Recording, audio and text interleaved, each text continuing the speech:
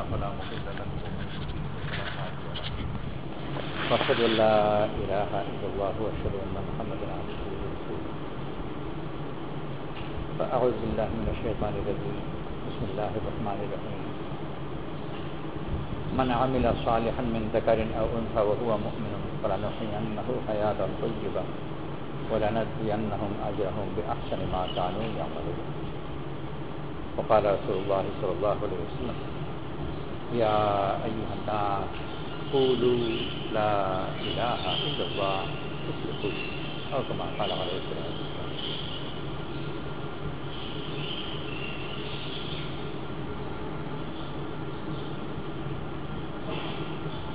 আল্লাহ তাআলা মানুষের সুখ শান্তি সফলতা নেক আমলের মধ্যে রেখেছে। এই কথা আমরা মানি, কিন্তু মুসলমানরা আগাবার আমাদের নজর এই জাহিরি জগতের সাথে জড়িত হওয়ার কারণে মানি আমাদের মতো মানি, অর্থাৎ নেক আমলের মধ্যে যে উপকার আছে, খারাপ আমলের যে মন্দ আছে, এটা বুঝিও মানিও। কিন্তু জিনিসের উপর যে আমাদের নির্ভরশীলতা, ওইটা তো তার ঠিক জায়গায় আছে। আল্লাহ তাআলা যখন মানুষের মঙ্গল ওয়াদা করেছেন নেক আমলের মধ্যে, এই কথা কিন্তু সাথে উল্লেখ করে দেননি, বা আমরা যেরকম অনেক সময় টিকা বা ফুটনোটের মধ্যে লিখে থাকি যে আসবাবের উপর নির্ভরশীল, ওটা কিন্তু তার ঠিক জায়গায় আছে। আল্লাহ তার কোনো ফুটনোটও দেন, বরং সাদা সাদা এইভাবে বলেছেন যে নেক আমল করে, পুরুষ হোক বা নারী হোক, এবং সেই ঈমানওয়ালা, আল্লাহ তাআলা তার জন্য ভালো জীবনে ওয়াদা করে, দুনিয়াতেও আখিরাতেও। এই আয়াতের মধ্যে সরাসরি দুনিয়া হয়তো আলাদা করে উল্লেখ নেই, কিন্তু ইঙ্গিত দুনিয়া এবং আখিরাতের দিকে। আর ইঙ্গিত না থাকলেও আল্লাহর কথাগুলো ব্যাপক হয়, সীমিত না করে দিলে সব সম্পূর্ণ অর্থ হয়। সেই জন্যে যদি বলে দিত যে শুধু আখিরাতে, তাহলে তো দুনিয়া বাদ পড়ে যেত। কিন্তু যেহেতু উল্লেখ করে দেওয়া হয়নি যে শুধু আখিরাতে, অতএব দুনিয়াতেও আখিরাতে। মান আমিলা সালিহান মিন যাকারিন আও উনসা ওয়া হুয়া মুমিন ফালানুহয়িন্নাহু হায়াতান তাইয়্যিবা, নিশ্চয়ই তাকে ভালো জীবন দান করব। ওয়ালানাজজিয়ান্নাহুম আজরাহুম বিআহসানি মা কানু ইয়ামালুন, এবং তাদেরকে তাদের ভালো আমলের উত্তম প্রতিদান দেব। তো দুনিয়াতে ভালো জীবন, আখিরাতেও ভালো।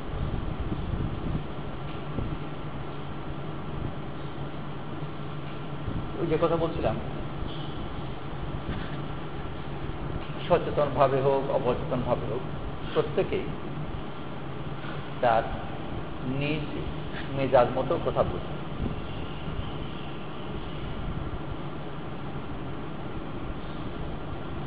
আমাদের দেশে একজন লোক,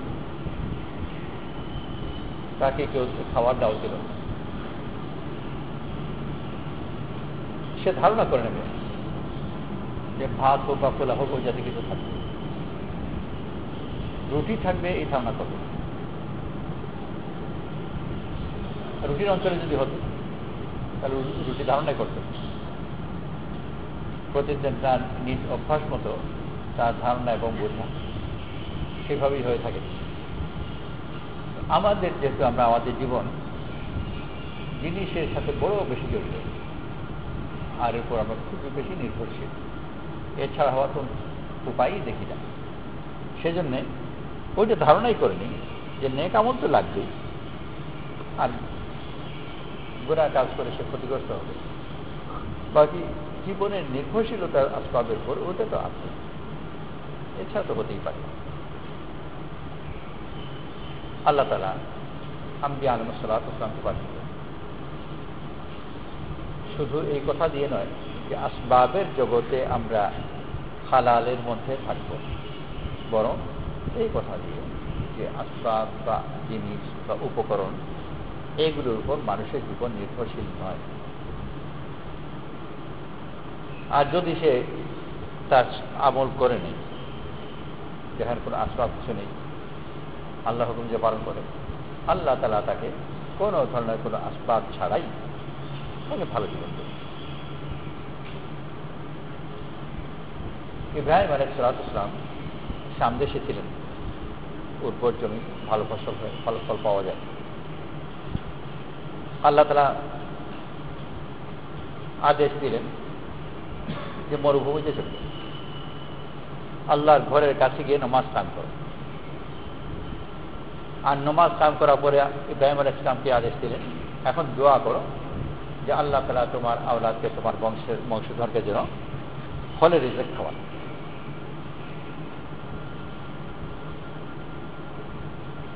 শাম দেশে রেখেই আদেশ দিতে পারতেন যে নেক কাজ করো, গুনাহ থেকে বেঁচে থাকো, পরহেজগারির মধ্যে থাকো, আর দোয়া করার জন্য আল্লাহ তাআলা ফল খাওয়ান। শাম দেশ ফল পাওয়ার সম্ভাবনা আছে, উর্বর জমি, ফসল হয়, বাগান হয়, হতে পারে।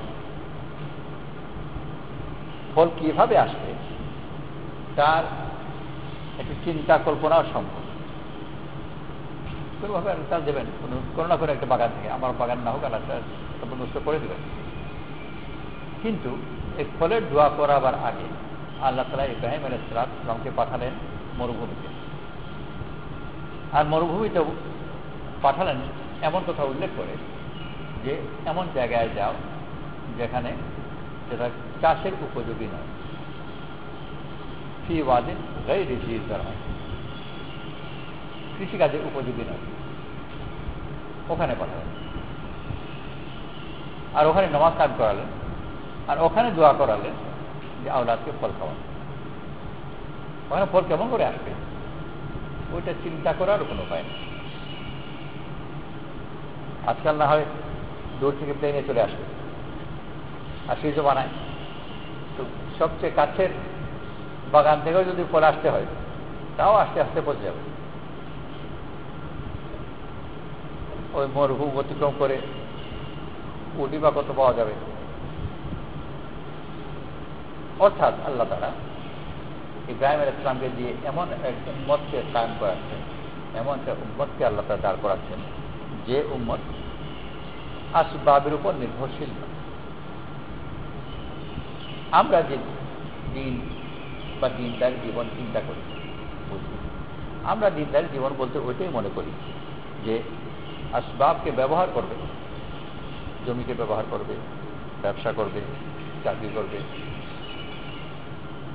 দুনিয়া নানা ধরনের জিনিসকে ব্যবহার করবে। ব্যবহার করবে ঠিকই, ব্যবহার করবে আল্লাহ হুকুম মতো, রাসূল সাল্লাল্লাহু আলাইহি ওয়াসাল্লামের তরিকা মতো। এটা হলো দিনদারি। ব্যবহার করবেই না, এইটা আমাদের চিন্তার মধ্যে কোনো দিনদারি নয়। এই জিনিসগুলোকে ব্যবহার করবে আল্লাহ হুকুম মতো, রাসূল সাল্লাল্লাহু আলাইহি ওয়াসাল্লামের তরিকা মতো। আল্লাহ তাআলা তাকে এর বিরুদ্ধে তার প্রয়োজন দেবেন।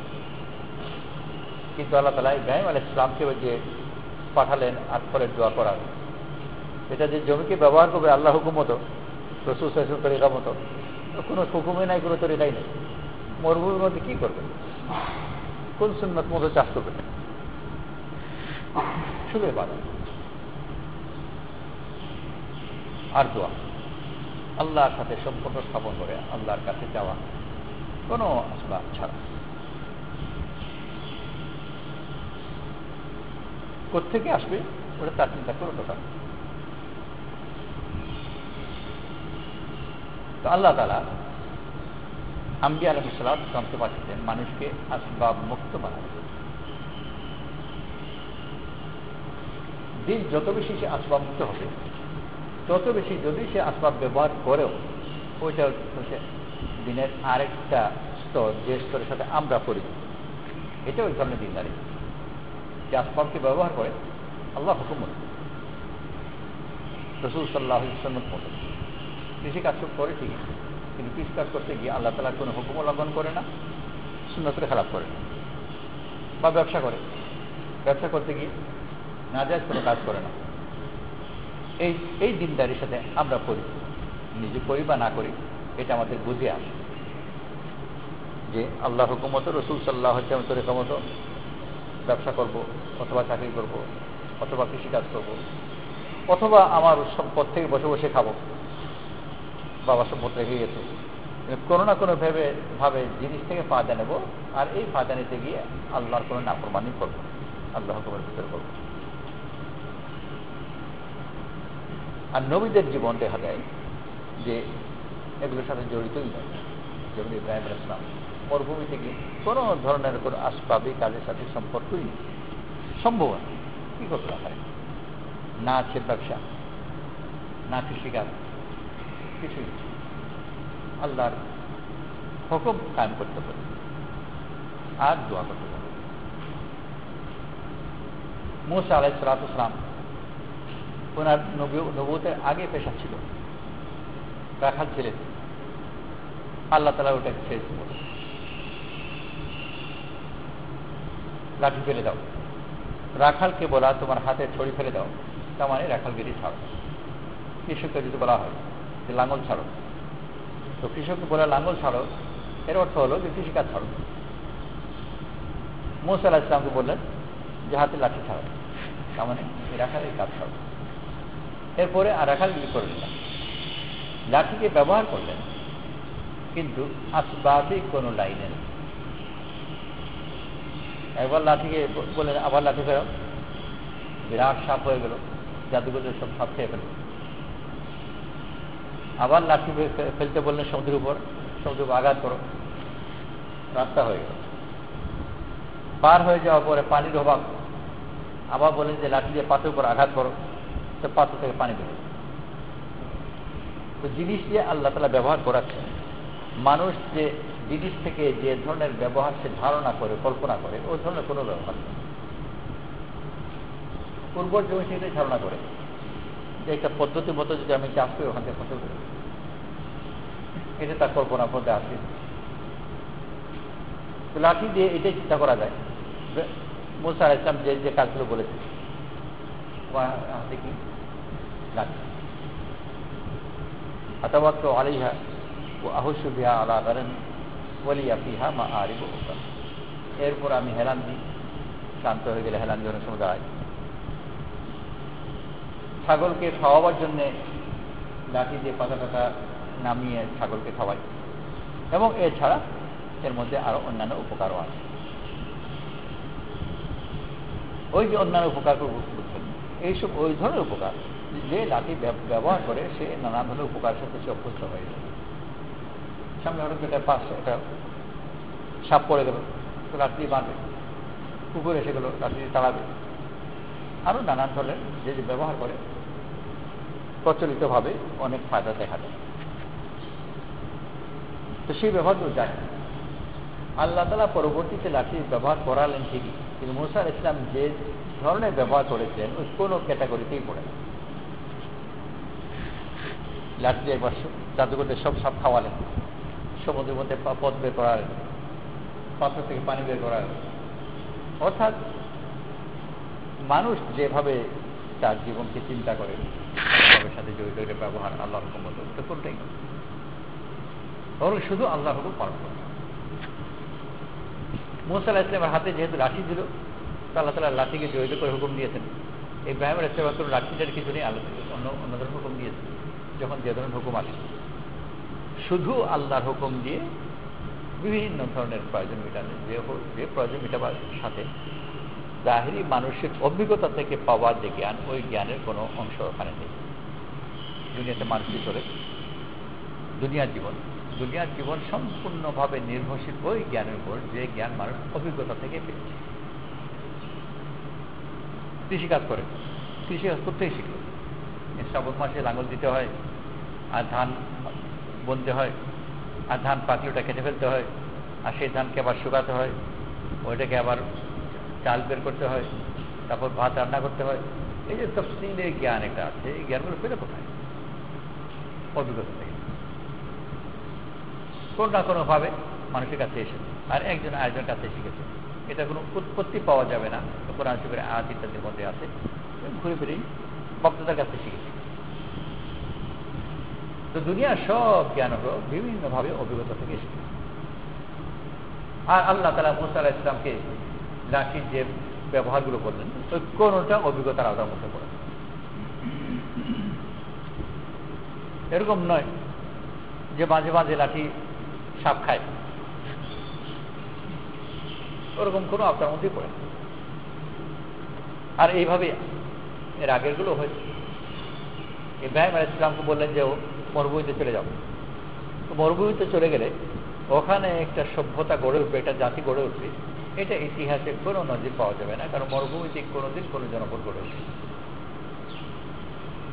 ফল খাওয়ার কথা বললেন যে আল্লাহ আমার আওরাতকে ফল খাওয়াও, আর দুনিয়ার মানুষকে তাদের দিকে ধাবিত করে দাও। এই দুই দোয়া করেছিলেন, ফাজআল আফইদাতাম মিনান নাসি তাহবি ইলাইহিম ওয়ারযুকহুম মিনাস সামারাত। দুনিয়ার মানুষকে তাদের দিকে ধাবিত করে দাও, যেরকম আজ পুরা দুনিয়ার মানুষ হজ করতে যাচ্ছে, তাদেরকে ইয়াদ করে।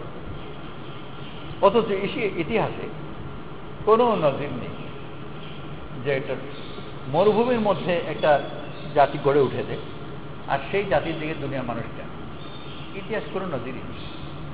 মরুভূমিতে কখনো কোনো জনপদ হয় না, চিন্তা করার কোনো অবকাশ নেই, কল্পনার কোনো পথ নেই, পাঠা নেই।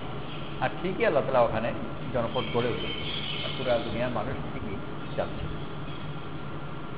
আর ফলো খাওয়া হচ্ছে। মূসা আলাইহিস সালামের মাকে বললেন তোমার ছেলেকে দুধ খাওয়াও, আর যদি ভয় লাগে তাহলে পানিতে ফেলে দাও, তাকে আমি নবী বানাবো আর তোমার কাছে ফিরিয়ে দেবো।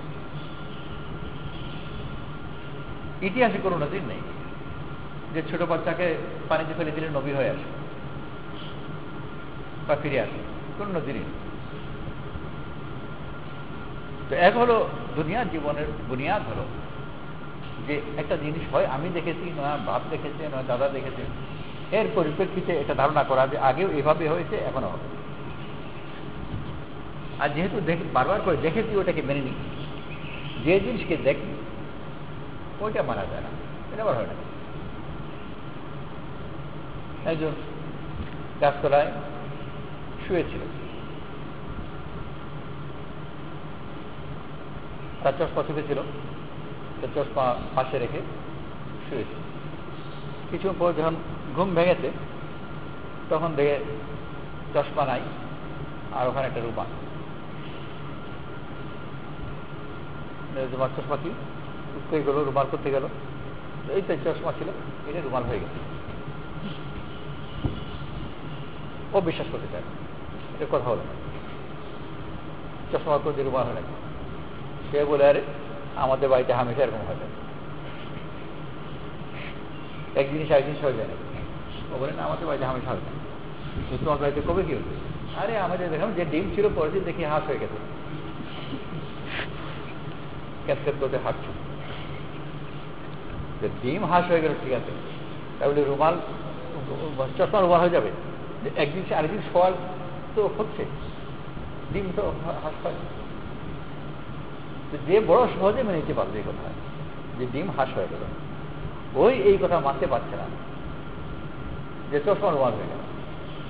নীতিগতভাবে কি পার্থক্য? এক জিনিস আরেক জিনিস হয়ে যাওয়াই তো, কিন্তু হাঁস হয়ে যাওয়াটা একজনে মেনে নিতে পারছি যে দেখেছি বা শুনেছি। আর রুমাল হয়ে যাওয়া মানতে পারছি না, দেখিও নি শুনিয়ে। আসবাবে জীবনে বুনিয়াদ হচ্ছে যে ওই কথাগুলো তো সবই মেনে নিই যেগুলো হয়ে থাকে, আর যেটা হয়ে থাকে এই ধরনের কোনো নজির দেওয়া যায় না, ওই কথা মানতে পারি। আর আল্লাহ তাআলা আম্বিয়া আলাইহিস সালাতু ওয়াস সালামকে ওই কথাও বলেছেন যে তুমি দেখেছো দেখো নি কিছু আসে না, কি হয় কি না হয় ও কিছুই আসে যায় না। আল্লাহ তাআলা যখন যেটা করে দেবেন ওটাই হবে, তোমার কাজ হচ্ছে আল্লাহ হুকুম পালন করা। তো মূসা আলাইহিস সালামের যে একটা মানুষ হিসাবে লাঠি সম্বন্ধে একটা জ্ঞান ছিল, আল্লাহ তাআলা ওই জ্ঞানকে বাতিল করে দিলেন।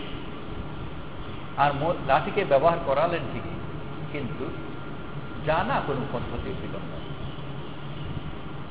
সাপ খাওয়া, সমুদ্রের পথ পাওয়া, পাথর থেকে পানি বের হওয়া, লাঠিকে ঠিকই ব্যবহার করা যায়, কিন্তু জানা পদ্ধতি অজানা। আর আল্লাহ তাআলা দিন এটাই দিচ্ছেন যে বান্দা যেন আল্লাহর হুকুমের উপর চলতে থাকে, তার কোনো প্রত্যাশার কিছু আল্লাহ তাআলা যখন যে হুকুম আসবে আল্লাহ তাআলা তখন সেটা দিবেন। এই বুনিয়াদের উপর এটা হচ্ছে আসবাব বহির্ভূত জীবন। রাসূল করিম সাল্লাল্লাহু আলাইহি ওয়াসাল্লামকে আল্লাহ তাআলা বদরের ময়দানে আনলেন বিনা অস্ত্র আর মোকাবেলা করার পরিশের সাথে। নিজের অস্ত্রও কম, সংখ্যাও কম, অস্ত্র নেই। অস্ত্র যদি ভালো থাকে সংখ্যা কম হলেও চলে, কিন্তু অস্ত্র নাই, সংখ্যা বেশি হলেই বা কি হতো। হাজারের বাহিনী যদি রাসূল সাল্লাল্লাহু আলাইহি ওয়াসাল্লাম থাকতো, 1000 কেন 10,000, কিন্তু সবাই খালি হাত। আর পরে তার 1000 ঠিক আছে, বা 300 জনই হোক, কিন্তু ঢাল তলোয়ার আছে। তো ঢাল তলোয়ারের মহল খালি হাজারো জনই আছে, একজন করে 1000 জন মারি শেষ করবে। অস্ত্র নেই, সংখ্যাও কম, আর মোকাবেলা করার। আর আল্লাহ তাআলা তাদেরকে জিতালেন বিনা অস্ত্রে, বিনা সংখ্যা। ওই দেখাচ্ছে যে আসবাবের জগতে তার প্রচলিত মানুষ যেভাবে চিন্তা কল্পনা করে ওই জীবন থেকে সম্পূর্ণভাবে বের করে। আল্লাহ তাআলা আমাদেরকে দিন দিয়েছেন। গয়বুল পরে ইয়াকিন মানে এটা হলো যে মানুষ তার প্রচলিত পদ্ধতির উপর যে ধারণা করে ওই ধারণা পাই, ওই ধারণা সম্পূর্ণ পাই, তার সাথে কোনো সম্পর্ক নেই। জাকারিয়া আলাইহিস সালাম উনি দোয়া করলেন আমার সন্তান দাও। নিজেই বলে দিলেন যে আমি বৃদ্ধ আর স্ত্রী বন্ধা, সন্তান না পাওয়ার জন্য দুটোর মধ্যে যে একটা কারণেই যথেষ্ট। স্ত্রী বন্ধা, সন্তান হবে না, বা নিজে বৃদ্ধ, তাও সন্তান হবে না। আর জাকারিয়া আলাইহিস সালামের ক্ষেত্রে দুটোই আছে, নিজেও বৃদ্ধ, স্ত্রীও বন্ধ। তারপরে সন্তানের যে দোয়া করলেন আল্লাহ তাআলা দিয়ে দিলেন। জিজ্ঞেস করেন কেমন করে হবে। এই যে জিজ্ঞেস করেন কেমন করে হবে, এই বোঝা মানে হচ্ছে যে আমরা যে জিনিস জানি ওইটার সাথে তুলনা করে বোঝা। এটা যদি বুঝতে চাই, বোঝা মানে হচ্ছে জানা কিন্তু কোনো পদ্ধতির ভিতরে বোঝা। ছেলে মাস্টার কাছে বলছে অঙ্কটা বুঝিয়ে দেবে, এর মানে কি? এর মানে হচ্ছে যে যে যে অঙ্ক ও জানে এটা নিয়মের আওতার মধ্যে পড়ে, ওইটার সাথে তুলনা করে বোঝা, ওই আওতার মধ্যে পড়ে। 3 2 5 হয়, তো 3 2 5 ওটাও জানা, এর সাথে মিলিয়ে যদি বলে তাহলে সেটা সে বুঝতে পারবে, নাও বুঝতে পারবে। তো সম্পূর্ণ বিজ্ঞান টিকা যতগুলো সবগুলো বোঝার মানে হচ্ছে যে জানা জিনিসের সাথে তুলনা করে বোঝা। জাকারিয়া আলাইহিস সালাম বললেন যে আল্লাহ সন্তান কেমন করে হবে বুঝতে চাইলেন, অর্থাৎ প্রচলিত কোনো নিয়মের সাথে মিলিয়ে বোঝান। প্রচলিত কোনো নিয়মে পড়েই না, বুঝাবেন কি? আল্লাহ তাআলার জন্য বোঝালেন, শুধু বলেন এটা কোনো মুশকিল নেই, এটা তুচ্ছ ব্যাপার, কিন্তু বোঝালেন। কারণ বোঝার আওতার মধ্যে তো আসেও না, কোনো নিয়মের মধ্যে পড়ে না। এরকম নয় যে ঠিক আছে সাধারণত তো বন্ধার সন্তান হয় না, কিন্তু এক জাতি বন্ধা আছে, সেই জাতি বন্ধাদের সন্তান হয়, অমুক দেশে পাওয়া যায় ওইসব বন্ধা, ওদের মতো হবে। কোনো দৃষ্টান্তই নেই, কোনোভাবে বোঝাবার কোনো উপায় নেই। আল্লাহ তাআলা দিন দিয়েছেন, আল্লাহর পথে বের হয়ে আমি আমার জীবনকে ঈমানের উপর এত বেশি আনব যেন আসবাব ভিত্তিক চিন্তা থেকে যেন মুক্ত। যে দুনিয়ার যে প্রচলিত নিয়ম যে আছে এই নিয়ম ভিতর থেকে মুক্ত। এই জন্য নবীদের জীবন সব ঘটনাগুলো ঘুরে ফিরে বারবার করে মানুষের প্রতিষ্ঠিত চিন্তার পদ্ধতিকে তাদের বের করছে।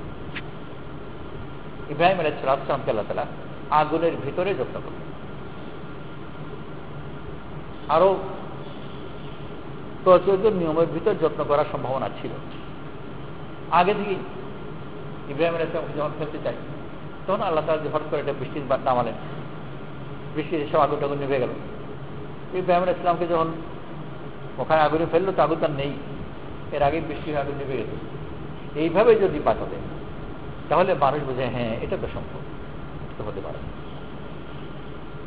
তো মানুষ তার প্রচলিত নিয়মের বুঝতে যেখানে বোঝার উপায় নেই সেখানে জবরদস্তি করে নিয়ম দেশে ফেলতে চায়।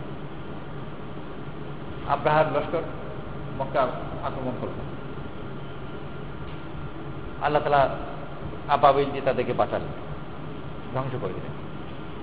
পরবর্তী কোন কোন মুফাসসির সেটা নিজে বুদ্ধি তফসির করেছে যে ওই যে বলা হচ্ছে যে আবাবিল এসে পাখিগুলোকে, আবাবিল এসে পাখি এসে হাতিকে আর হাতি লস্করকে ধ্বংস করেছিল, ওইটা ছিল ওই পাখিগুলো রূপক হিসেবে ব্যবহার করা হচ্ছে, ওগুলো ছিল বসন্ত রোগের জাত। তো সবাই বসন্ত আক্রান্ত হয়েছে, হাতি এবং হাতিওয়ালা সবাই, আর বসন্ত রোগে মারা গেছে। তো সেটাকেই রূপক হিসেবে বলা হয়েছে যে পাখি এসে পাথর মারে। এই তফসির কেন করছে? কারণ ঘুরে ফিরে সে নিজে যে কথা জানে ওই জানা একটা ছকের মধ্যে সে ফেলতে যায়। মূসা আলাইহিস সালাম সমুদ্র পার হয়ে অপর দিকে চলে গেলেন ওনার সম্পূর্ণ বাহিনী নিয়ে। তারও তফসির করেছে যে আসলে তখন ভাটার সময় ছিল, আর ভাটার সময় সব পানি সরে গেছে, আর সেই সময় মূসা আলাইহিস সালাম বনি সেখানে পার হয়ে গেছেন, আর ফেরাউন যখন নেমেছে তখন আবার জোয়ার এসে গেছে। এই তফসিরগুলো কেন করছে? এই জন্য করছে যে মানুষের মেজাজ হচ্ছে যে কোনো না কোনোভাবে এটা ঘটনা যে ঘটে থাকে এটা প্রচলিত প্রতিষ্ঠিত নিয়মের মধ্যে আনা, তবেও হ্যাঁ হ্যাঁ কথা বোঝা যায়, আর তা না হলে এটা তো বোঝা যায়। জাকারিয়া আলাইহিস সালাম বুঝতে চাইলেন কেমন করে হবে, যেহেতু কোনো প্রচলিত নিয়মের মধ্যে নয়, আল্লাহ বুঝালেন। আল্লাহ তাআলা মানুষকে তার যে প্রতিষ্ঠিত চিন্তার পদ্ধতি আছে ওখান থেকে বের করতে চান। বের হয়েছে আল্লাহ হুকুমত চিন্তা করবে। হযরত মাওলানা ইলিয়াস ইউসুফ রহমাতুল্লাহ আলাইহি কোন এক জায়গায় বয়ান করেছেন, আর বয়ান করার পরে তশরিহ করছেন। সামনে কোনো লোক বসে আছে, তাকে বললেন যে 3 কিলোমিটার বের হয়ে যাবে। সে উত্তরে বলল সোচ রাহা হুঁ, মানে ভাবছি, ভাব যাবে কি না যাবে ইত্যাদি সে ভাবছে। তো যখন বললেন বের হয়ে যাও, সে বললো ভাবছি। উত্তরে হযরত মাওলানা ইসমাইল বললেন যে যদি তুমি ভাবতে জানতেই তাহলে যাওয়ার তো প্রয়োজনই ছিল না। যাওয়ার তো এই জন্য প্রয়োজন ছিল তুমি ভাবতে শিখো কেমন করে ভাবতে হয়। দুনিয়াতে সবাই ভাবে, এই ভেবে লাভ কি? ওই ভাবনাটাকে কোনো শুদ্ধ সিদ্ধান্তে পৌঁছায়। চোর যে চুরি করে ওকে না ভেবে চুরি করে থাকে, খুব ভাবে চিন্তে চুরি করে। ডাকাতি করে, খুন করে, সব তো ভেবে চিন্তেই করে, কিন্তু ভেবে চিন্তে লাভ নেই। যে ছেলে কখন কোনো পরীক্ষার খাতার মধ্যে দেখা যায় যে আগে কাগজ তো ভরেইছে, এরপরে আবার 2-3 বার কাগজ দিয়েছে, আর সেগুলোও ভরেছে, আর সব কিছু লেখার পরে পাচ্ছে শূন্য। এতগুলো যে লিখলো না ভেবে লিখেছে নাকি? অনেক কিছু ভেবেছে এবং লিখেছে, কিন্তু বেকার সব। তো দুনিয়া সব মানুষ তো ভাবে। আল্লাহ তাআলা আম্বিয়া আলাইহিস সালাম পাঠিয়েছেন ওইভাবে ভাবার শেখাতে, যে আল্লাহ তাআলা যেভাবে ভাবাতে চান, অর্থাৎ আসবাব ভিত্তিক চিন্তা থেকে যেন সে মুক্ত, হুকুম ভিত্তিক চিন্তা। যে আল্লাহ তাআলা দেবেন, আমি আল্লাহর হুকুম আমি পালন করবো, আল্লাহ তাআলা দেবেন। ফল কোত্থেকে আসবে, এই মরুভূমির মধ্যে দুনিয়া মাছ কেমন করে ধাবিত হবে, আমার কোনোটা বোঝার দরকার নেই, বোঝার প্রয়োজনও নেই। আল্লাহ আমাকে হুকুম দিয়েছেন হবে। সেই জন্য ভাই আল্লাহর পথে বের হবে, ধীরে ধীরে নিজেকে আসবাব মুক্ত বানাবার চেষ্টা করবে। আসবাব মুক্ত চিন্তা, কুদরত ভিত্তিক চিন্তা। আর আমার সম্পূর্ণ জীবন আল্লাহর কুদরত নির্ভর হবে, আসবাব নির্ভর। প্রাথমিক পর্যায়ে আসবাবকে ব্যবহার করবো হালাত বেরোনোর মতো, কিন্তু আশা রাখবো যে পরবর্তী পর্যায়ে গিয়ে যে আসবাবকে ব্যবহার করারই প্রয়োজন হবে, শুধু আল্লাহ হুকুম। আর যত বেশি আমি ইয়াকিন করতে পারবো যে আসবাবের উপর নির্ভরশীল না, তত বেশি আল্লাহর আসবাবকে ব্যবহার করার ব্যাপারেও আল্লাহর হুকুমের উপর চলা সহজ হবে।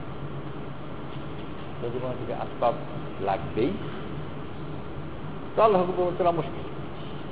যে কিছু মনে করে যে জমি ছাড়া তো বাঁচতেই পারবো না, বাঁচার কোনো উপায় নেই, জমি না করতে খাবো। ওর হাতে যে জমি আছে, ওর বাপের ওগুলো চুরি করা জমা, জাল দলিল করে কোনো না কোনোভাবে জমি দখল করেছিল। ওর বাপ ছিল একেবারে ফকির মানুষ, বা যেভাবে আসল যে হালাল জমি যেগুলো আছে সেগুলো সব শেষ হয়েছে, আর অন্যের দখল করা জমি এখন ছেলে পেয়েছে। ছেলে কিছু দিনদার হলো, সে বুঝতে পারলো যেগুলো তো হারাম জমি, আমি চাষ করছি, তো হারাম এটা বুঝেও হারাম ছাড়তেও চায়, কিন্তু ঘুর ঘুরে বলছে এছাড়া তো আমার নাই কিছু, কেমন করে ছাড়বে, তো ছাড়েও না। হারামও বুঝে ছাড়তে চায় তো ছাড়েও না, এছাড়া আমার নাই কিছু, উপবাস করে বলছে। তো ছোট বাচ্চা টাচ্চা আছে, তখন আবার যুক্তি দাঁড় করায় যে ছোট বাচ্চা ওরা তো মাসুম, ওদের তো খাওয়াটা বন্ধ করা দরকার ইত্যাদি ইত্যাদি নানান ধরনের।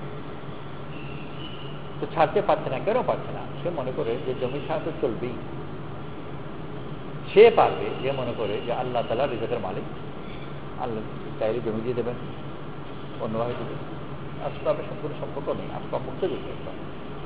তো এই জন্য আল্লাহ আমাদের দিন দিয়েছেন, আল্লাহর পথে বের হয়ে মেহনত করে মুজাহিদা করে নিজেকে যেন আমার চিন্তাকে আসবাব মুক্ত বানাতে হবে। চিন্তা আসবাব মুক্ত হবে না যদি আমার জীবনকেও ধীরে ধীরে আসবাব থেকে সরাতে না পারি। যে মাত্রায় আমি আমার জাহিরি জীবনকে আসবাব থেকে সরাবো, ধীরে ধীরে আল্লাহ তাআলা ওই মাত্রায় আমার মনকে আসবাব মুক্ত বানাবো। জমি ছেড়ে দেবে, বিকল্প কিছুই নেই, জমি তবুও ছেড়ে দেবে। কিন্তু ওর যে ধারণা ছিল যে মরে যাবে, মরল না, কিন্তু তো মানুষ ধারণা করে পরে দেখেছে এরকম না। আমেরিকাতে আজকে অনেকদিন আগে বহুত নাম করা ঘটনা, ক্যারেন নামে একটা মেয়ে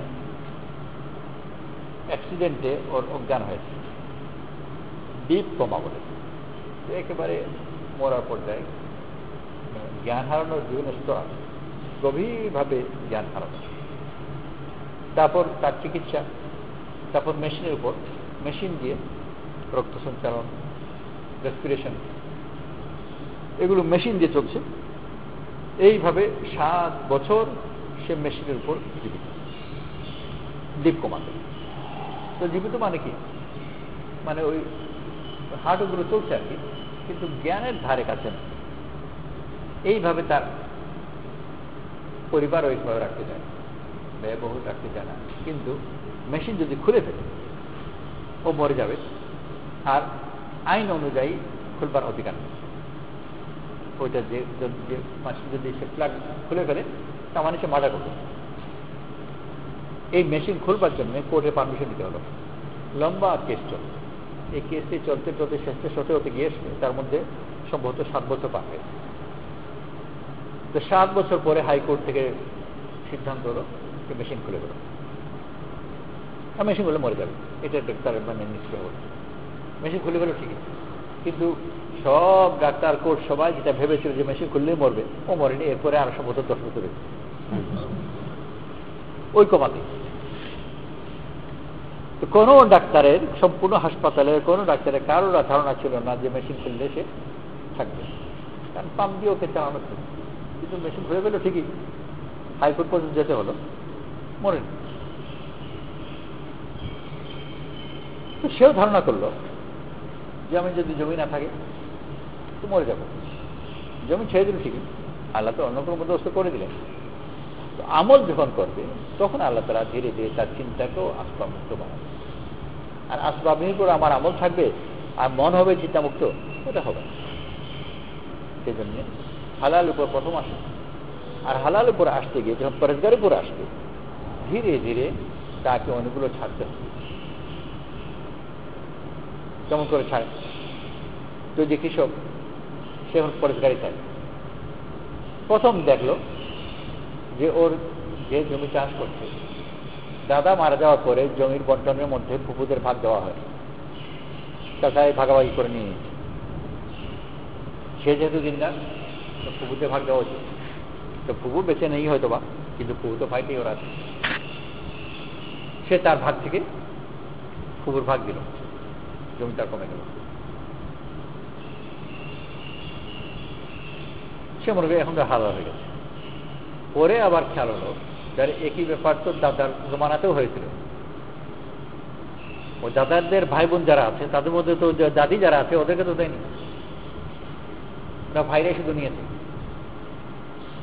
আরেক ধাপ আগে যাবে, আর ওই দাদিদের আওলাদদেরকেও দেবে। এইভাবে যদি চিন্তা করতে থাকে দেখা যাবে যে তার নিজের অংশ কিছু নেই, শেষ হয়ে গেছে। তো ধীরে ধীরে আল্লাহ তাআলা হুকুমটি কম, আর আল্লাহ তাআলা তার সামনে বিকল্প পথ খুলবেন।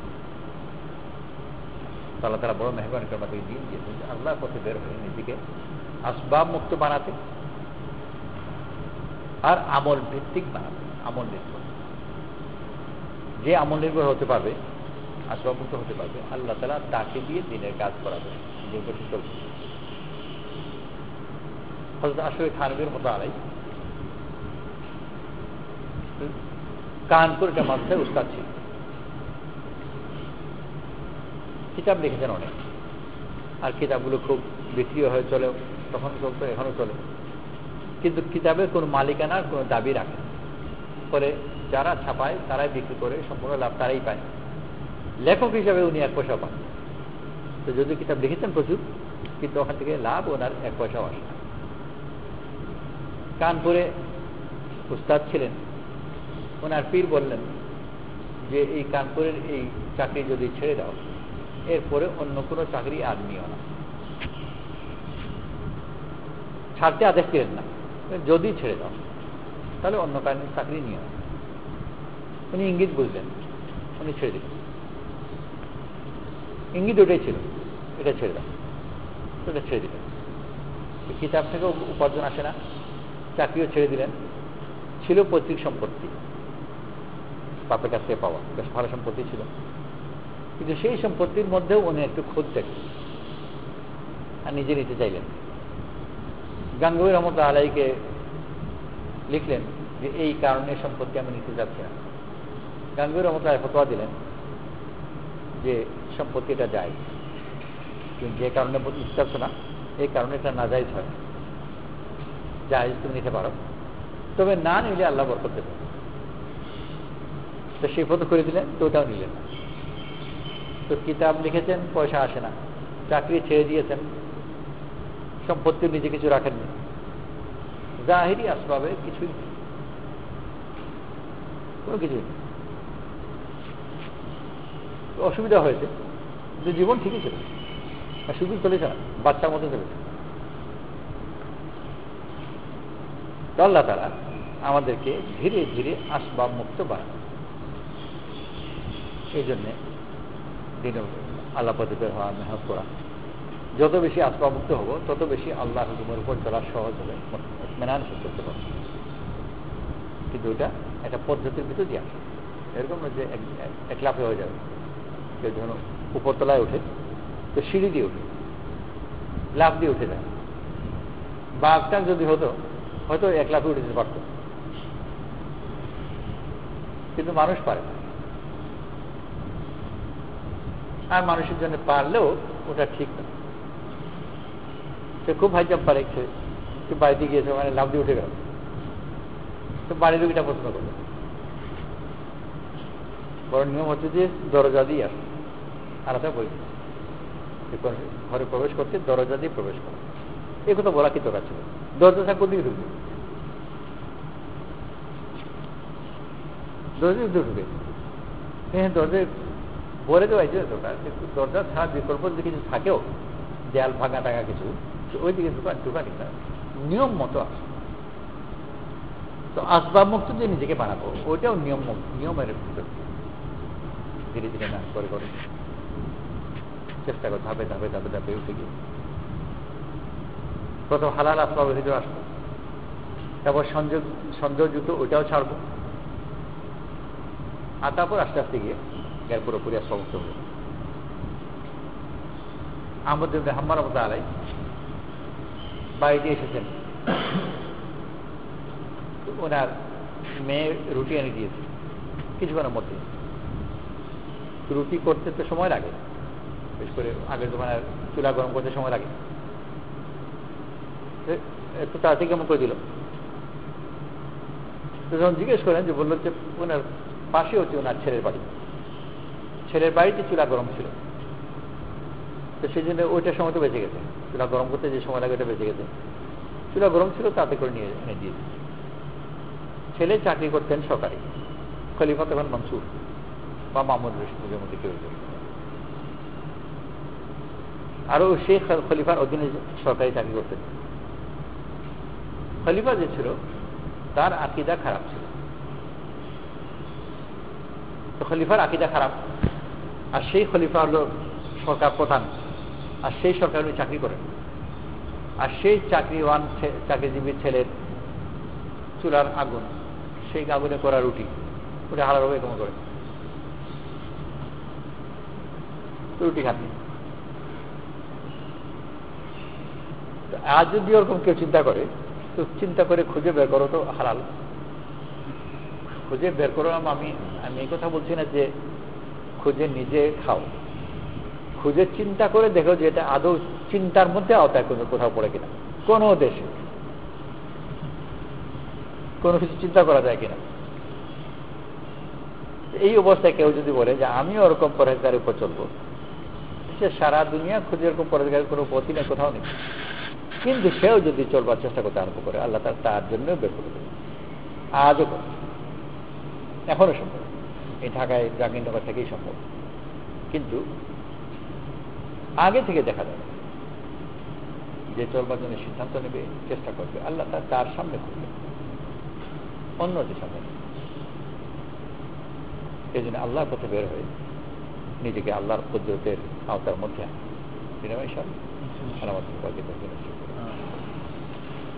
সুবহানাল্লাহ আলহামদুলিল্লাহ সুবহানাকাল্লাহু ওয়া বিহামদিকা নাশহাদু আল্লা ইলাহা ইল্লা আনতা নাস্তাগফিরুকা ওয়া নাতুবু ইলাইক। সুবহানা রাব্বিকা রাব্বিল ইজ্জাতি আম্মা ইয়াসিফুন ওয়া সালামুন আলাল মুরসালিন ওয়ালহামদুলিল্লাহি রাব্বিল আলামিন।